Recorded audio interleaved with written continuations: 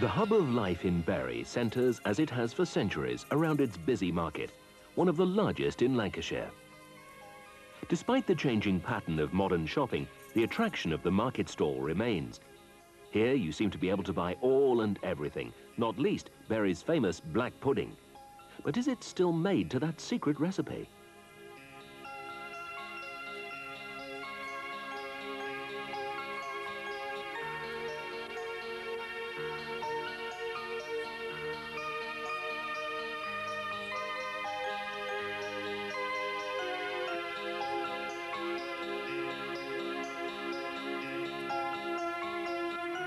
Bury was one of a string of towns which grew up in southeast Lancashire during the Industrial Revolution. But its history is much older than that. It's situated at the junction of two important trade routes, the road from Manchester north towards Skipton and the road from Liverpool west towards Hull. In the 14th century, there was a castle around which the old town clustered. Here was the parish church and the old marketplace. But in 1839, a new market was built. This was replaced by another in 1901, distinguished for its domed market hall. This in turn was destroyed by fire in 1968, and today the market is close to the modern shopping centre known as Millgate.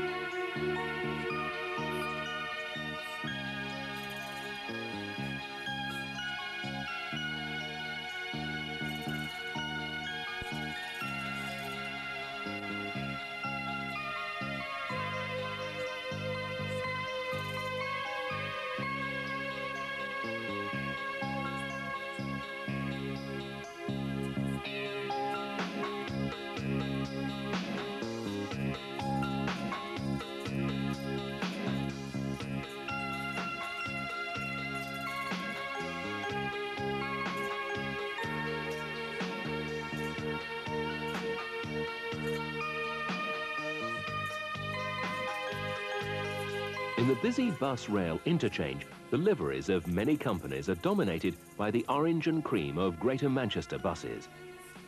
On this site once stood the open market and the old domed market hall built in 1901. In 1992, Bury became the first terminus of the Metrolink rail service from Manchester. The trams, known officially as light rapid transport vehicles, travel to the city on the original railway track, then take to the streets, providing a convenient service from centre to centre. The Metrolink runs south to Altrincham, and many more routes are planned.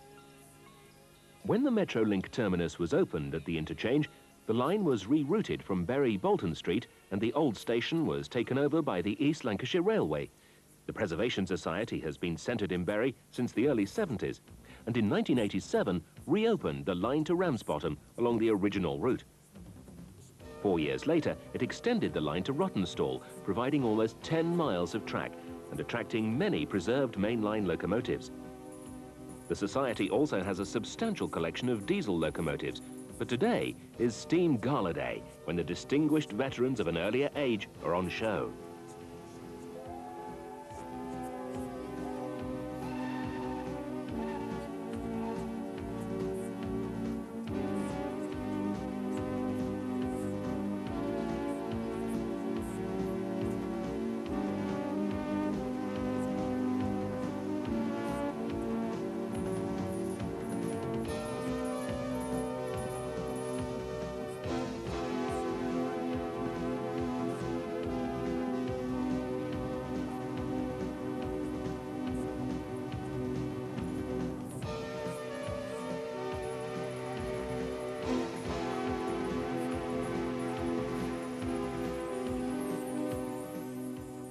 Bury Bolton Street Station was the headquarters of the original East Lancashire Railway, opened in 1846, and until 1974, the imposing three-storey building, built for the purpose, stood on the site.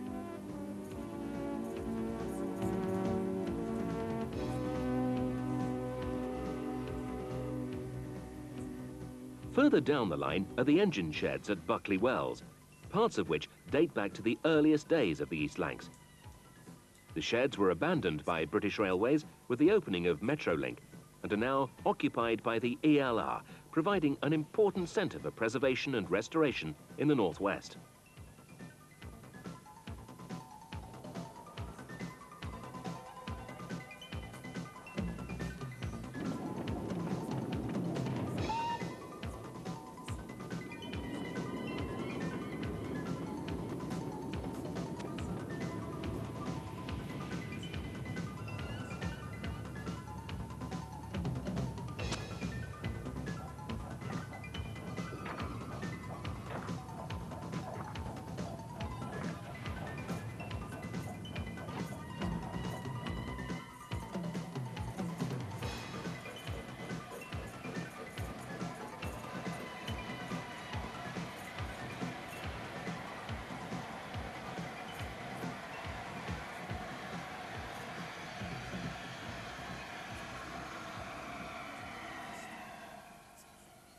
Bury's original marketplace is today some distance from the shopping centre and provides a spacious setting for the town's parish church, built, it's said, in the style of Tintern Abbey.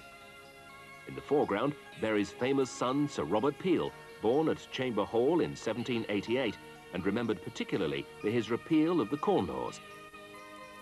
Curiously named the Rock, it was, before pedestrianisation, one of the main roads through the town. It had, before 1932, been made up of 4 streets, from the Marketplace to Moorgate, Fleet Street, Rochdale Street, Stanley Street and Water Street.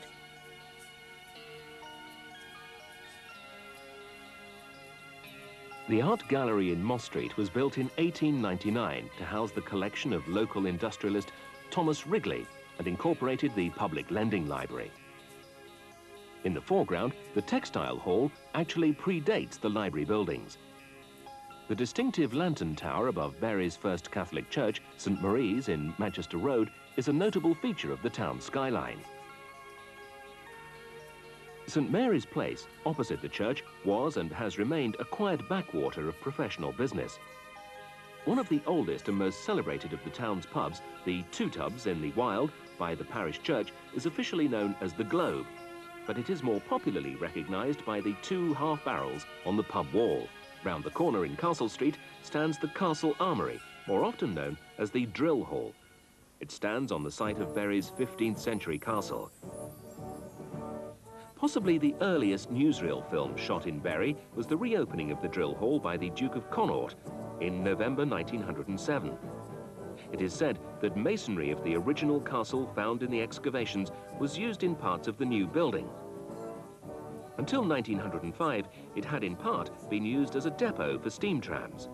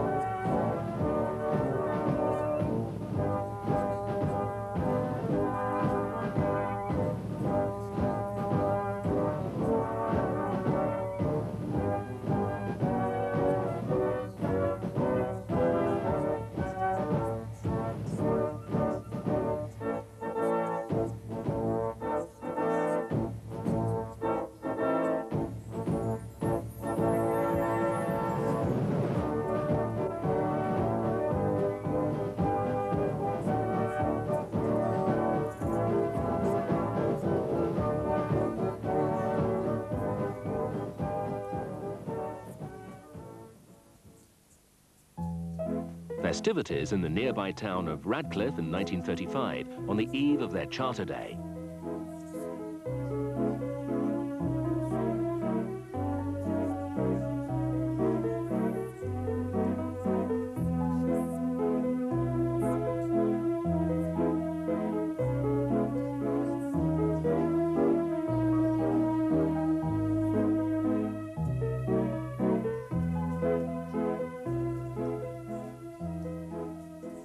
The following morning, the 21st of September, the Earl of Derby arrived at the town boundary to be received by the Charter Mayor.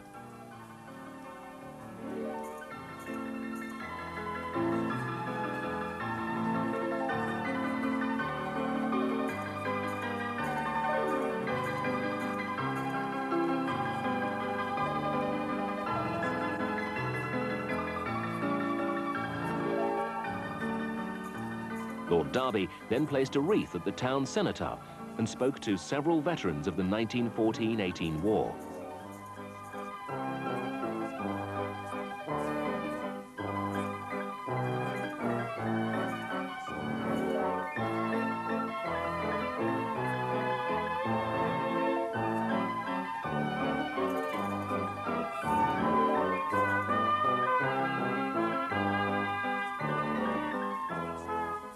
Lord Derby inspects the Guard of Honour, composing of Radcliffe branch of the British Legion.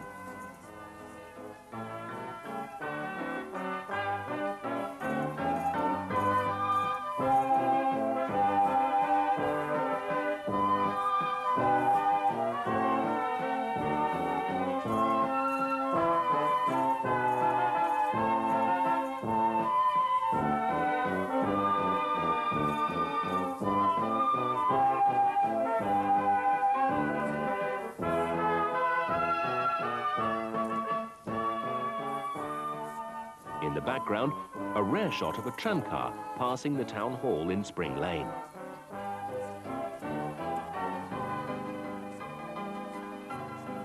The party then made its way to the Central Senior Council School, where the Charter luncheon was to be held.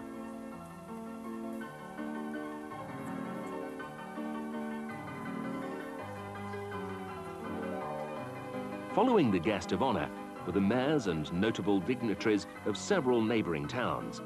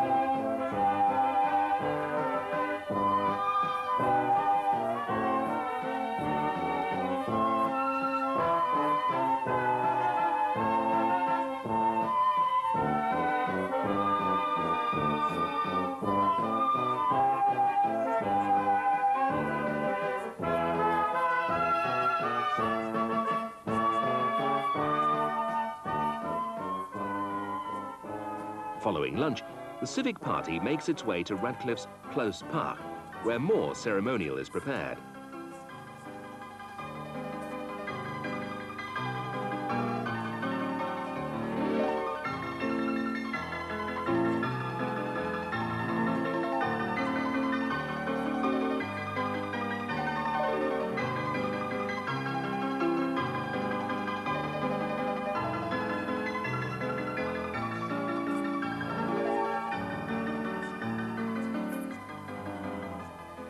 But first, Lord Derby and the Charter Mayor plant a commemorative tree.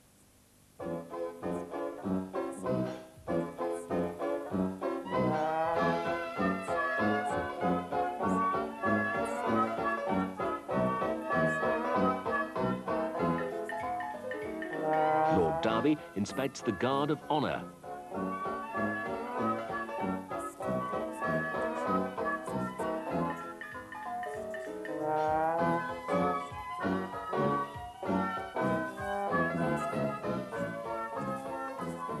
From a platform in Close Park, the Earl of Derby formally presents the Charter of Incorporation to the Charter Mayor.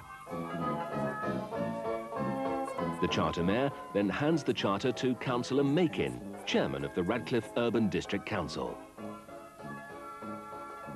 Senior school children lead the singing.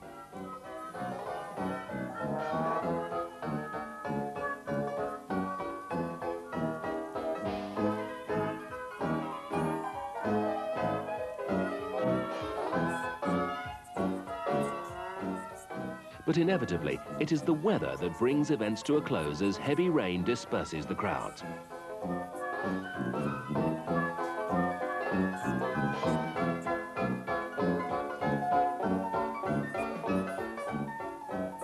Here we see a stained glass window in the town hall, a gift from Messrs. Walker, Allen and Son Limited. In the week that followed, the streets of Radcliffe were festooned with light and many buildings were floodlit.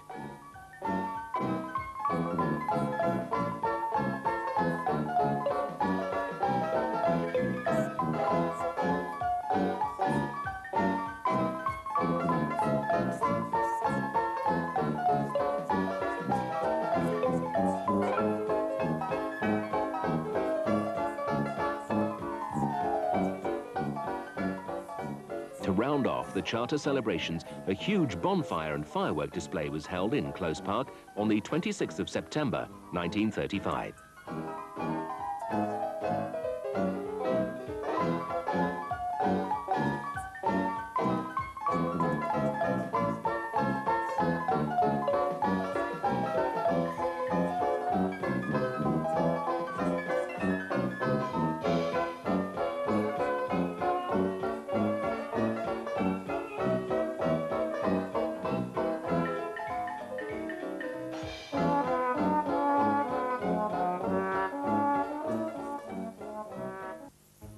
Gig Lane, the home of Bury Football Club, and the date is the 4th of May, 1938.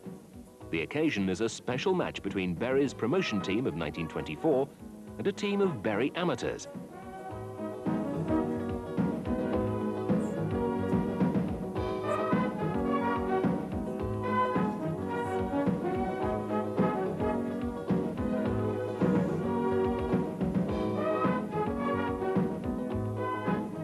The turf on the Gig Lane pitch was said to have been among the finest in the country, and in those days, the club could be sure of well-filled stands and terraces.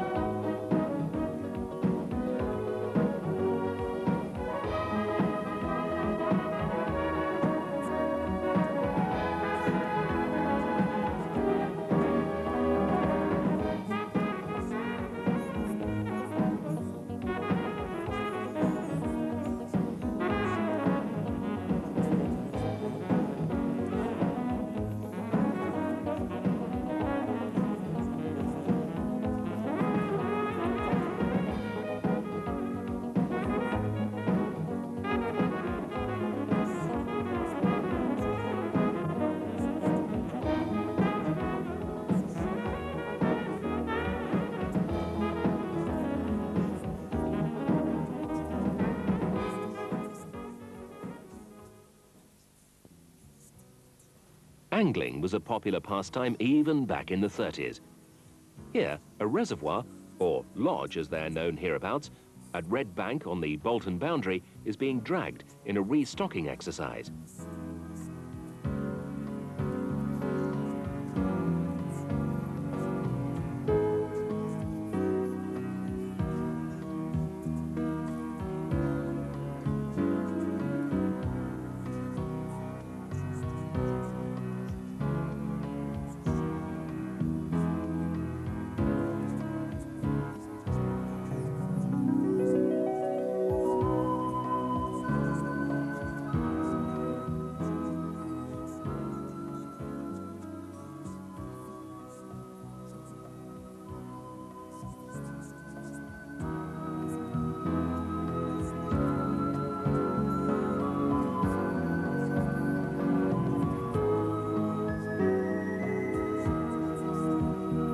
Fish were being taken in carboys to lodges at Lowercroft, a few miles away.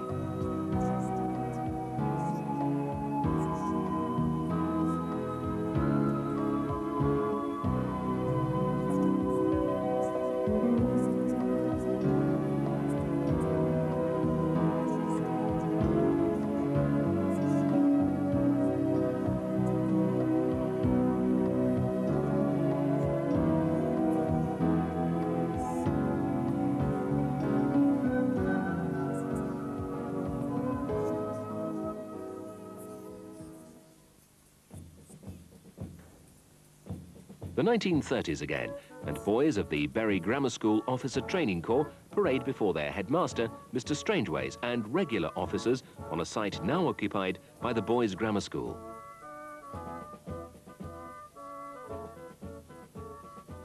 In the background is the old Bury railway line to Bolton and the west.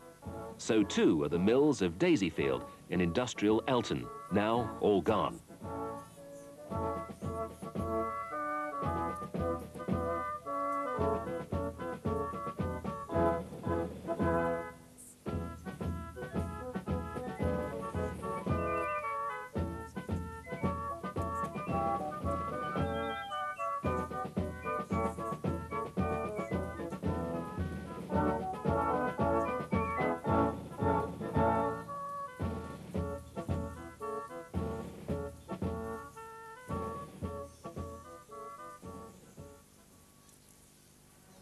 Each year, the younger boys at Bury Grammar School attended a summer camp in North Wales, accompanied by some of their teachers. It seems the emphasis was very much on fresh air and exercise.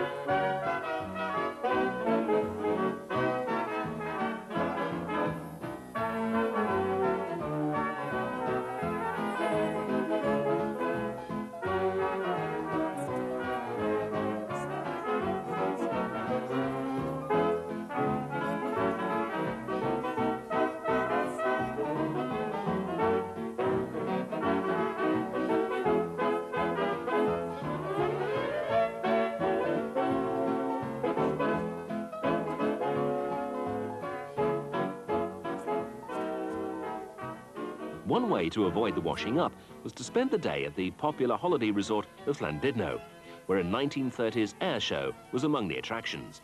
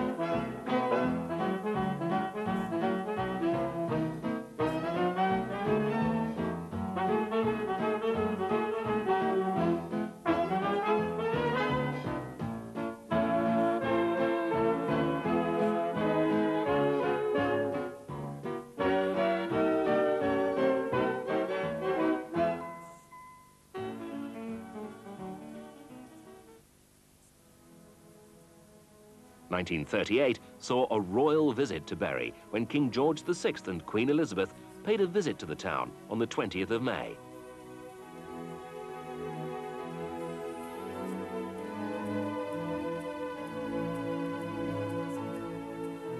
They were met on arrival at the town centre by the Earl of Derby.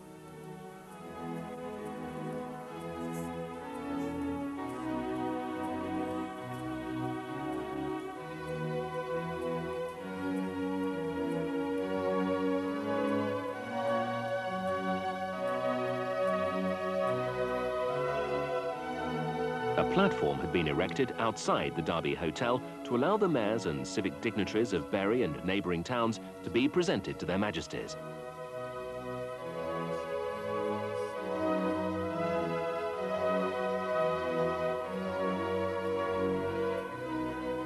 Following the presentations, the royal party led the way into the Derby Hotel for luncheon.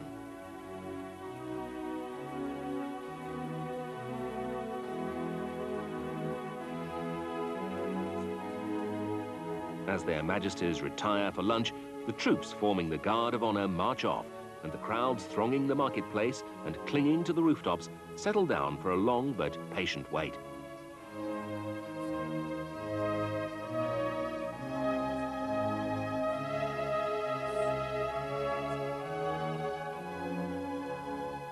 Here, the cameraman captures something of the character of the town and its people in the period just prior to the Second World War.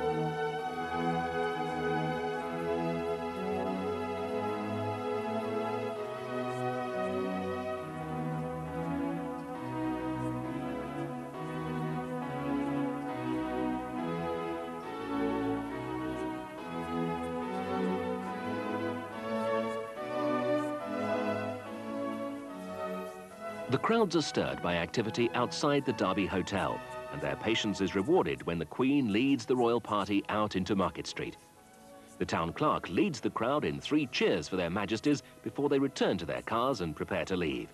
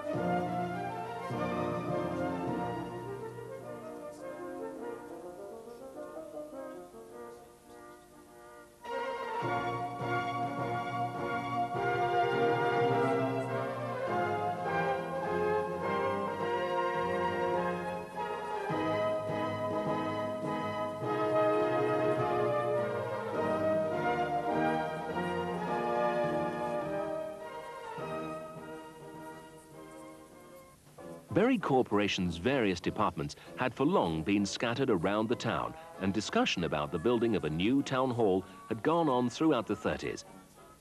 On the 14th of April 1939, the Earl of Derby laid the foundation stone on a site between Mosley Street and Manchester Road.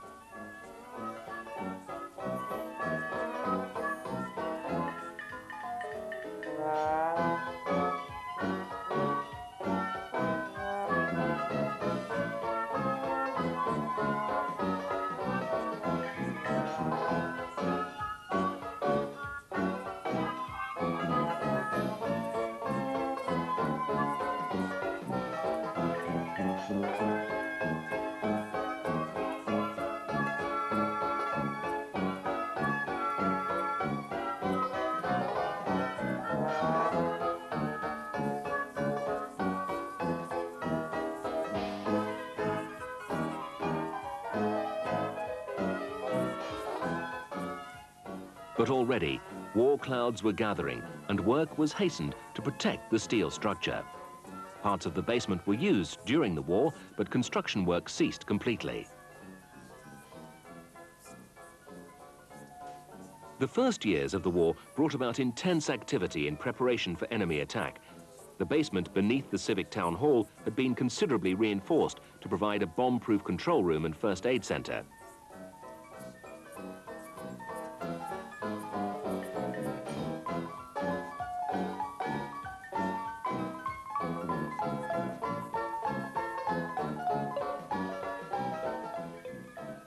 Firemen of the Auxiliary Fire Service take part in civil defense exercises.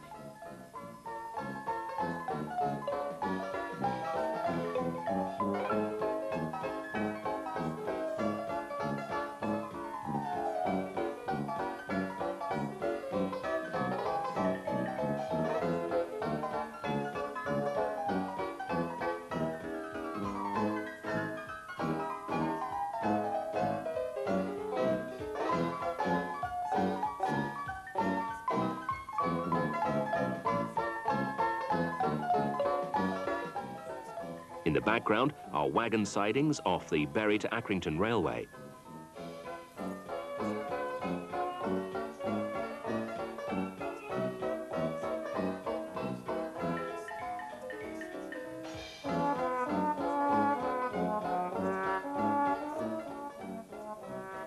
Ramsbottom, 4 miles north of Bury, exercises are also being carried out on the forecourt of the Grant Arms in the town centre.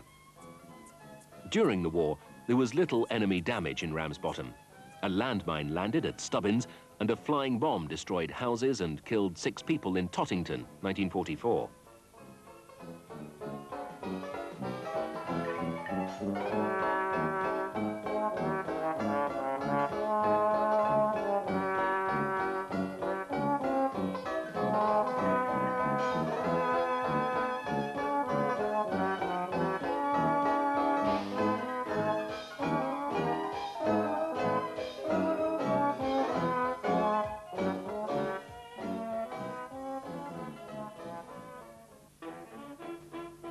After the war and the austerity of the years that followed, the 1950s brought a resurgence of activity. The construction of Bury Town Hall, delayed by the outbreak of war in 1939, was now near to completion, and workmen were busy preparing for the official opening by Her Majesty the Queen on the 22nd of October, 1954.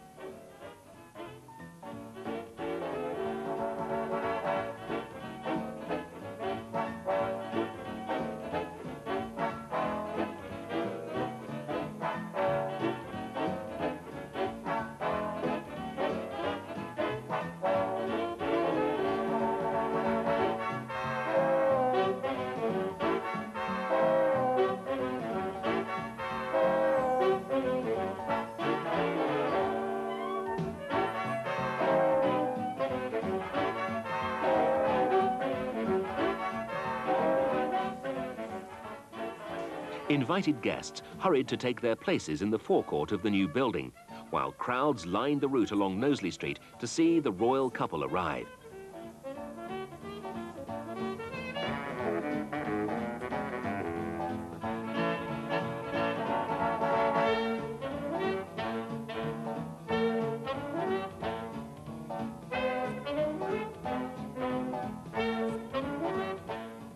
In the background is the entrance to Knowsley Street Station, which once served the line from Rochdale to Bury.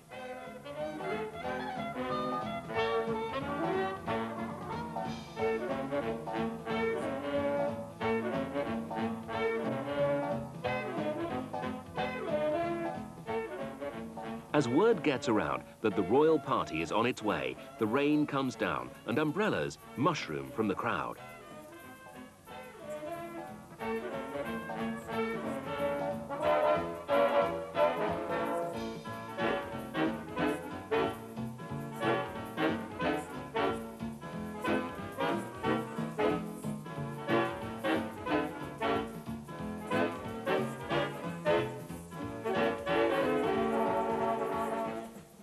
But the weather cannot dampen the enthusiasm of the people of Bury as the royal car sweeps through the centre of the town.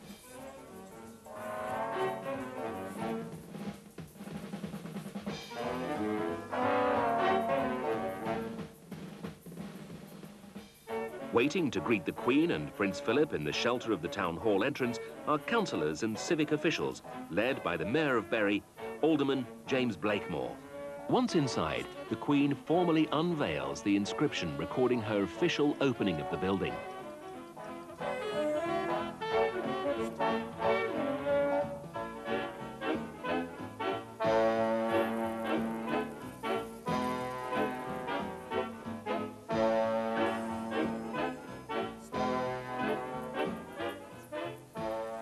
Following a tour of the building, the royal party, despite the rain, went out to the balcony with the mayor and civic officials to acknowledge the cheers of the crowd.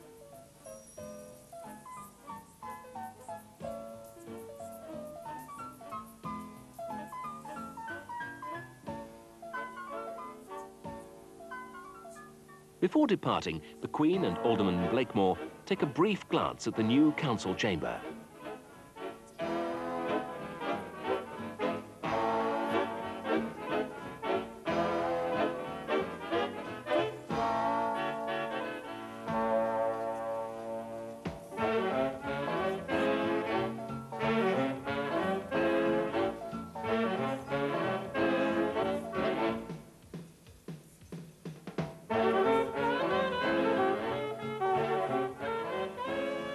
Finally, it's time for the Queen and the Duke of Edinburgh to depart, and the royal car makes its way out past the damp but happy crowds lining Knowsley Street.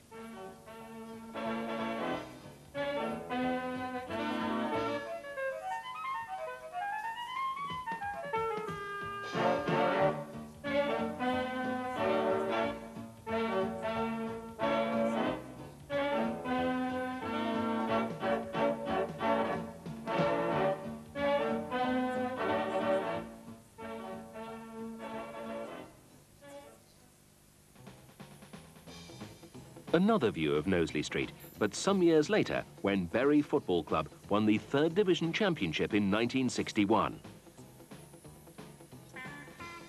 Bob Stokoe and his team returned triumphant with the cup to greet their fans outside the town hall.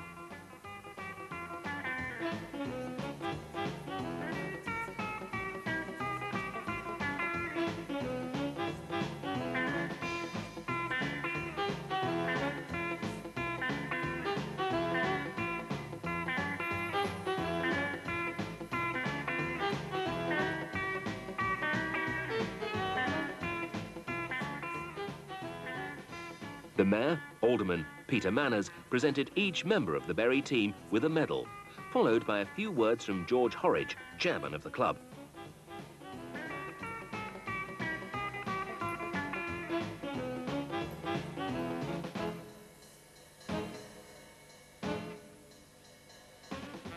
Bob Stokoe, team captain, says a few words.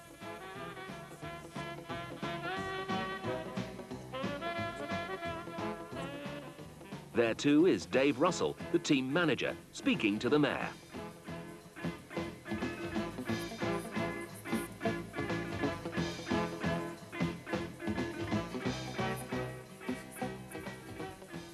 Until the early 1960s, the centre of Bury remained much as it had been since the last century, but plans for a radical change were by then approaching completion. There had been many clearances in the town during the 30s, but around the main shopping centre, there still remained a labyrinth of narrow streets, factories and dwelling houses dating from Victorian times.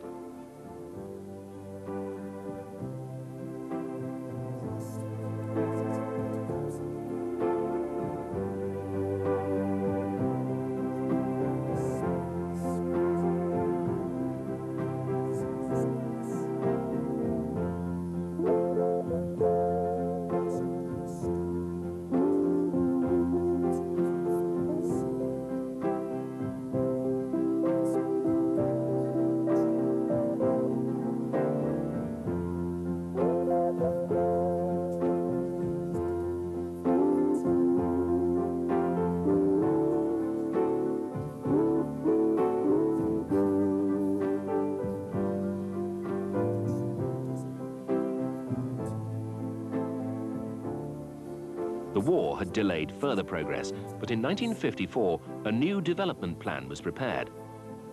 Lack of finance and disputes over land ownership were, however, to defer progress until the mid-60s.